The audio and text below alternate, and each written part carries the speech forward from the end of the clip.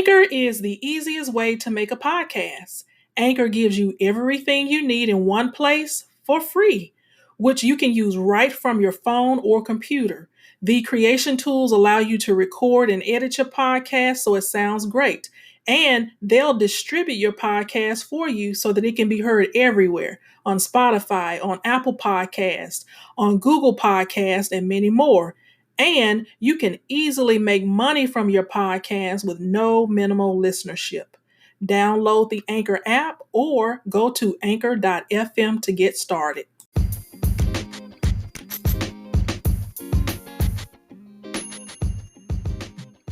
Welcome back to another episode. I am Keeler Bryson, your host and founder of Teachable Life Moments. Today, I want to talk about intellectual humility. There is a personality psychologist at the Max Planck Institute for Human Development. They were trying to get their peers to publicly and willingly admit when they were wrong. And they came up with the term intellectual humility for this project. And intellectual humility is basically the recognition that things you believe in might in fact be wrong. And intellectual humility is all about entertaining the possibility that you might be wrong. And it's also about being open to learning from the experience of others. So we all know the uncomfortable feeling of suddenly realizing that a mistake has been made and that the mistake is our own. We're at fault, or we've done something wrong. And we know that feeling, that uncomfortable feeling of realizing, oh my God, I made a mistake, or oh my goodness, I may be wrong. You can admit the mistake. You have, this is one choice you have. You can admit the mistake, or you could, go ahead and deal with whatever consequences might be forthcoming, or you can try to hide or deny your faults or your mistake. Have you ever felt that? Have you ever admitted or noticed that you were at fault for something and, you didn't really want to admit it and you felt that strong urge to try to hide it or deny it? It usually feels a lot easier to hide the truth. There is something about being human that makes us hesitate to admit fault, even when it's so obvious to us and everyone else that we're wrong. I don't know what the big deal is. Why is it so hard to admit when we are wrong or when we have made a mistake? Today's episode is basically going to be one of those episodes that make us look deep within ourselves to do a deep assessment of whether or not we're the type of person who struggles with admitting our own fault. How do you deal with admitting you're wrong, and how do you deal with the mistakes that you make? Typically you may find yourself, if you're in a relationship with someone, it's definitely going to come up in a situation like that, because usually two people, they're not going to agree on everything. And at some point, one or the other is going to call the other person out about something they've done wrong or a mistake that they've made. And if you're like a parent, it's certainly going to come up with a parent when you may have to call out a child about something that they have done that's wrong or a mistake that they have made. And usually there is some sort of resistance. And usually the situation, it goes from bad to worse when the party who's at fault will not admit that they are wrong. Struggling to admit our own fault, whether it was a major breach or a minor mess up, it does not serve us well when we're struggling to admit it. And when you think back on your relationships and any type of situation that you've encountered where there was a person that did something wrong or made a mistake and they were struggling to admit it, you have to admit it did not serve them well. Not only can it sour your closest relationships. But not being able to admit when you're wrong can be detrimental to your own personal growth. Because in this life, we are going to encounter moments where we are going to be at fault. We're going to do some things wrong. We're going to make some mistakes. And we have got to be the type of person that does not struggle with admitting when we are wrong. We've got to learn to be mature, and how we got to learn to be savvy and exercising tips to save relationships. You'd be surprised, and maybe not, at how many close relationships have been damaged simply because someone absolutely refused, even with a preponderance of evidence, they refused to admit that they were wrong or that they made a mistake. So first I want to talk about, why is it so hard to put aside the ego to acknowledge our wrongdoing? Because at the end of the day, the inability to admit when we are wrong or that we've made a mistake, it boils down to pride and that ego, that stubborn ego. Some of the reason why people can't admit their fault is simply due to a lack of self-awareness. This can be a pervasive and ongoing issue, or simply a matter of having a blind spot. A lot of times we see this happen when we're dealing with the subject of racism. Of the person that's been discriminated against can call the person out that demonstrated racist behavior or language, and when they call them out, the person is oblivious to it. They'll deny it because they are not aware that they demonstrate racist behavior, or that they may have said something that could be racist in tone or interpreted as being racist. In other words, they have a blind spot. They have no self-awareness because maybe they're not culturally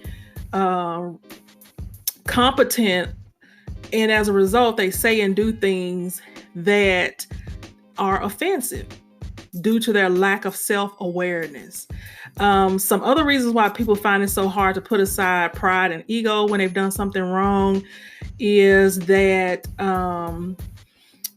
people basically don't want to be embarrassed or feel shame or guilt, or they don't want to feel like their character is being challenged. Again, we're dealing with pride and we're dealing with ego and shame. Nobody wants to be humiliated or embarrassed because of something they've done or a mistake that they have made. And so to protect themselves from being embarrassed, they struggle with waving out the guilty flag of saying, yes, I did it. And then following up with additional steps to help repair the situation, to help correct the situation. What people end up doing when they deny fault is they're overcompensating. Basically, they're refusing ownership of their mistakes in order to protect their self-image. Again, we're dealing with ego and pride, and they think, oh, I'm never wrong. And a lot of times, quite honestly, we see this with parents. We all have experienced it where our parents, we've all felt like they just think that they're right on everything. They're not right about everything. And as a parent, that feeling can rise up where you feel like you're protecting your image as a parent, like you can't be wrong. And you're thinking, surely this young kid cannot be right over an adult. And sometimes as parents, we do that to try to save an image. And sometimes you'll find a man may do that because he's trying to protect his self-image of manhood and masculinity, and seeing that if he admits that he's wrong, it may be looked at as being weakness or something. But when we try to protect our self-image by not taking ownership of our mistakes or admitting that we're wrong, we enter what is called cognitive dissonance. And basically that is an unconscious defense system that kicks in. And we do that to protect our ego. It protects us, but oh my God, it just continues to damage and ruin the relationship with the person that we really need to be apologizing to. But we, for some reason, We just decide that we don't want to be wrong. We refuse to, even with the evidence staring us right in the face.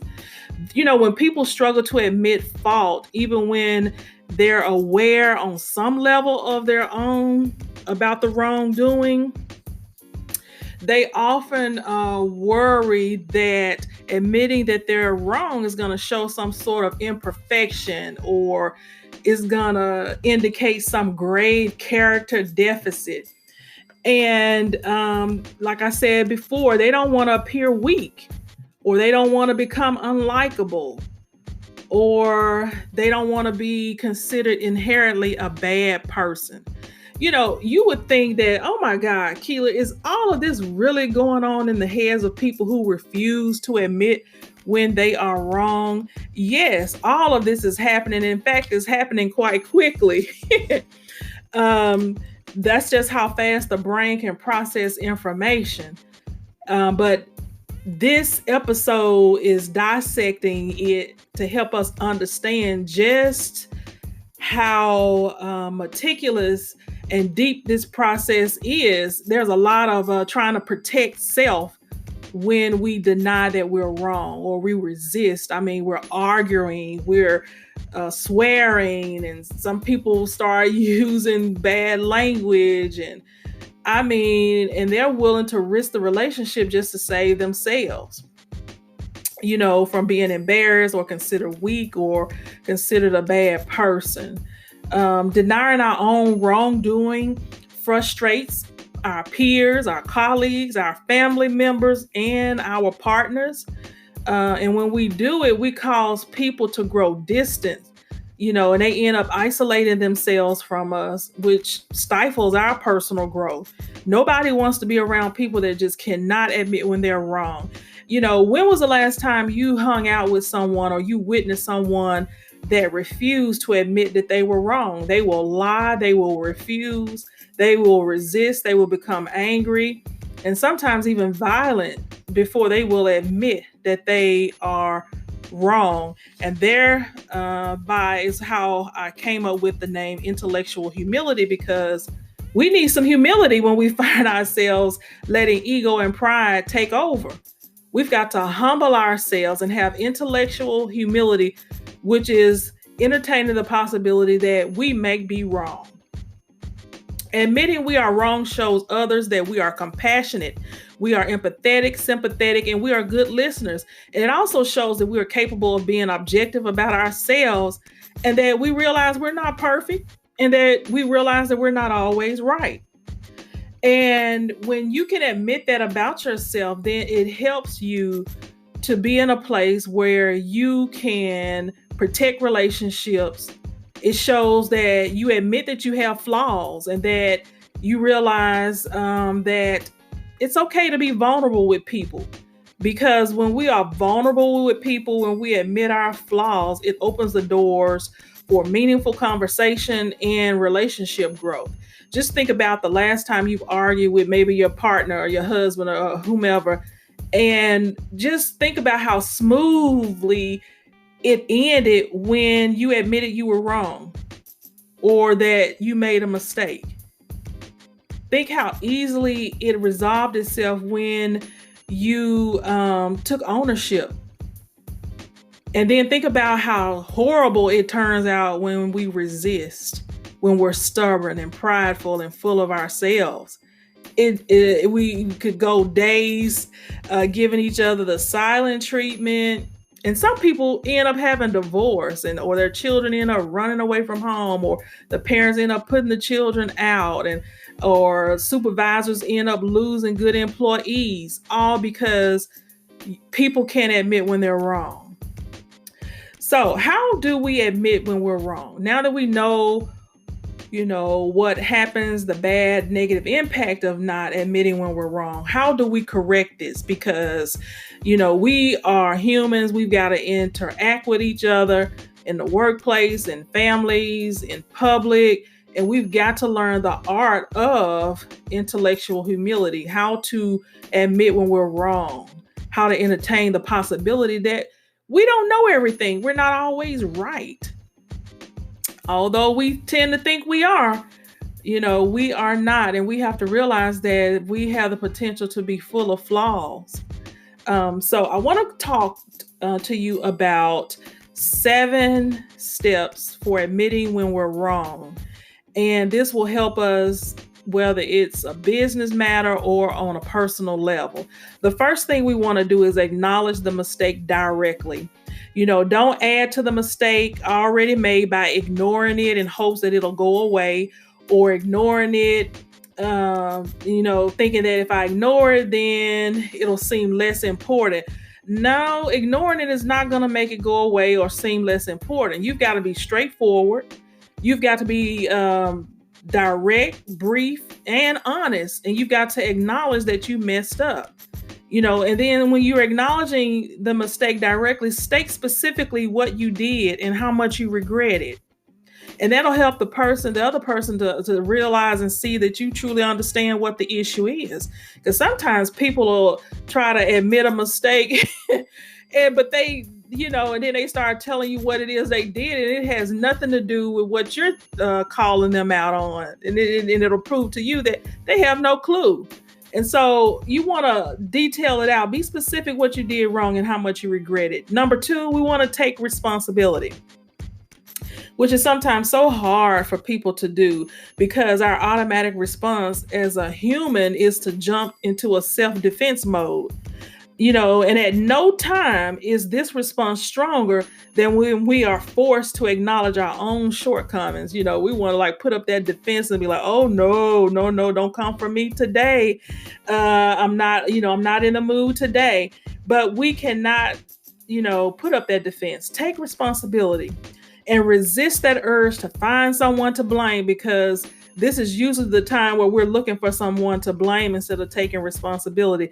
But don't look for someone to blame, even if it's justified. Don't be pointing fingers or trying to use a circumstance to make an excuse.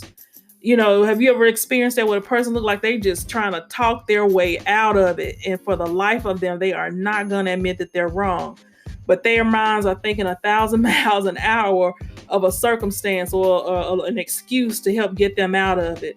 Don't do that, because it only makes you sound like you care more about getting out of trouble than really dealing with the problem you caused. And nobody wants to deal with, me, if that's how we're behaving. Take responsibility. That is the mature thing. I'm learning so many people are not mature these days. And this episode and the last episode is challenging us to, self-develop and to mature and to grow in these deep issues that are destroying relationships and that are, preventing God from really blessing us at the level that He has in mind. The third thing that we want to do is apologize. We've learned that our parents taught us that a long time ago, to apologize. These 2 little words, I'm sorry, they need to be heard by the person who's bearing the brunt of your mistake. If you don't want to say I'm sorry, because I know some people have a problem with saying that after I'm or I am, saying that I'm sorry. If you have a problem with that, say, please forgive me, because it shows you understand this person has a choice of whether or not to forgive the mistake. And we have to realize that they have a choice. Just because we say, please forgive me, doesn't mean that they have to forgive you. But if you do it right, I can guarantee you that they will. When we say, please forgive me, it acknowledges that you need forgiveness. It puts the responsibility on the offended person, forcing them to either accept the apology or start to move on, or they could choose to ignore or refuse your apology and leave you with nothing else to do. But, in reality, nobody wants to be a bad guy and refuse to accept an apology. I don't know too many people that's going to just refuse it, especially if you've done it right and sincerely. Now, if you don't verbally or directly apologize, then the person that has been hurt, they don't really have to make the choice to forgive you and move on. Sometimes people, expect us to just forgive, but hey, you've got to do it right, because what is done from the heart, it will reach the heart, and they'll be compelled. They'll feel the warmth in your apology. Be sincere. And don't be sarcastic, because some people have a bad habit of doing that. Number 4, we want to offer a practical way to make up for the mistake. You know, sometimes, like for example, if you've broken something or lost something or damaged somebody's property, you should offer to pay for it. If you've hurt someone that you're close to on a deep level, you might offer to go to counseling together. This is a way that you can correct it.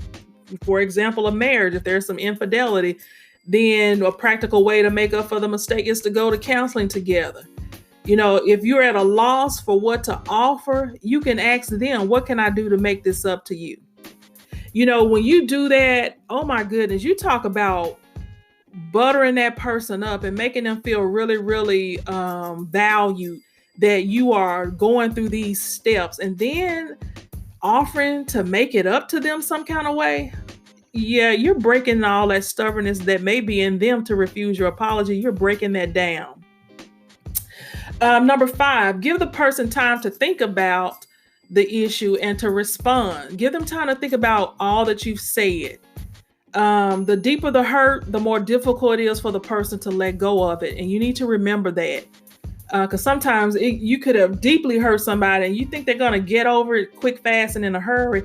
Then you're sadly mistaken. The deeper the hurt, the more time they need to let go of it.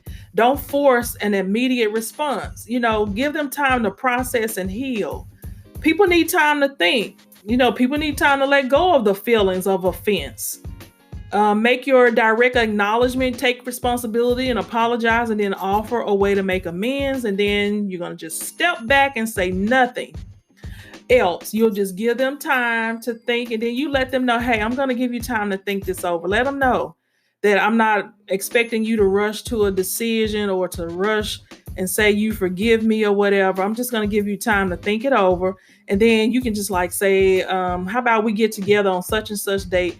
And then we can talk more about this, because I really want to follow up with you to make sure that we're good and that you're okay and that we're in a good place. Number 6, listen and respond. Listen and respond. So what we're going to do first, we're going to listen, then respond. We're not going to be interrupting. We're not going to be trying to justify. We're not going to be listening just to have a response. We're going to be listening to understand what it is that they feel and how it hurt them. During your initial conversation, after you decide that date and that time to follow up, you're going to just sit there and let the other person talk. Because sometimes what people need most is just to share how deeply they were hurt, or to talk about the repercussions of the mistake that was made by you. I know venting isn't always fun to listen to because it can be draining. But at the end of the day, it does help people sort through their feelings and to get to the bottom line, which is where you both need to be in order to fix the mistake and to move on. There has to be a clearing. There has to be an understanding. There has to be an airing of the issue. And so listen and then respond. And you want to be gracious. You want to be humble. And you want to be kind in your response. You don't want to say anything that's going to take what appears to be going in the right direction, then you make the wrong response. And then, oh my God, all the work and progress that you had made gets destroyed because you say the wrong thing. We want to be sensitive to the person, especially if we are the one who is wrong and made the mistake. And then number 7, we want to do what we said we would do. You said you would do this, then that's what we need to be doing. That's what we need to find ourselves doing. Because it makes no sense to apologize and then go this extra effort to fix the situation. And then we go right back out there and do the same thing. You apologize, or you tell your parent, I'm going to come home on time, or I'm going to pick up my grades. And then the next time report cards come out, the grades don't went down lower than they were before. Do what you say you're going to do. Hold yourself accountable so that the other person doesn't. If you've offered a way to make up for the mistake and it's been accepted, then you need to follow through quickly with no excuses. Failing to do what you said you would do will only bring the mistake back up and then resurrect those unpleasant thoughts and feelings and emotions that the person had. And it's going to make it impossible for you to be taken seriously when you try to apologize again. Have you seen that where a person has been repeatedly offended, and the person that is the offender continues to go back and try to apologize, and that person just looks at them like, you are a joke. You said that the last 10 times, so how can I take you seriously this time? And so these are the steps. I know we deal with people every day, and that's not going to go away. We're going to have to interact with one another, and we've got to get better and mature at admitting when we are wrong and when we've made mistakes, and utilizing intellectual humility. Thinking that we know it all is such a big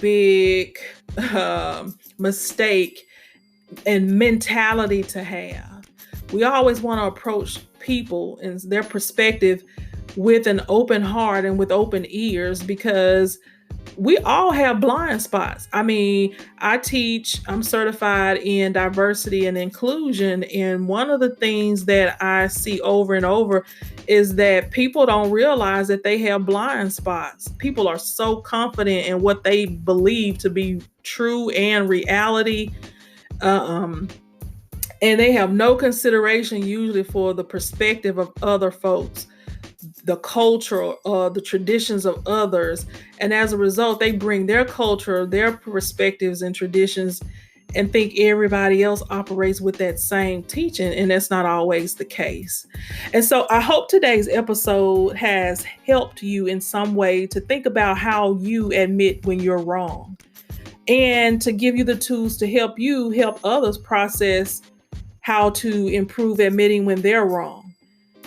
It's a conversation that needs to be had. It's an art to it. And once you learn it, and execute those 7 steps, you're going to have a different outcome. Humble yourselves. This is Keeler Bryson, and you've been listening to the Teachable Life Moments with Keeler Bryson podcast. You can follow me on Instagram, Twitter, and Facebook. And if you haven't already done so, please go and rate and review our podcast, comment, share. Let us know how it has impacted you, encouraged you in some way. All right. I want to thank you for joining me, and thank you for listening to me. And I will see you at the next episode.